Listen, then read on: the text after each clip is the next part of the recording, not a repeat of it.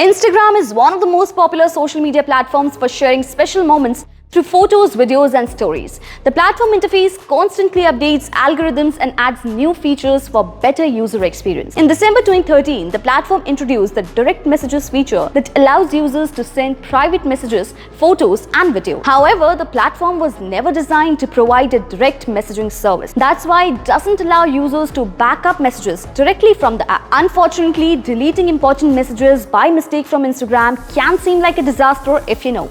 It will be challenging to recover them. If you delete a direct message from Instagram on your Android or iPhone, it will no longer be available in your app, but it's still there on the server. On profile page, tap on the 3 lines icon at the top. Select settings from the list of the options. Here, tap on the security option.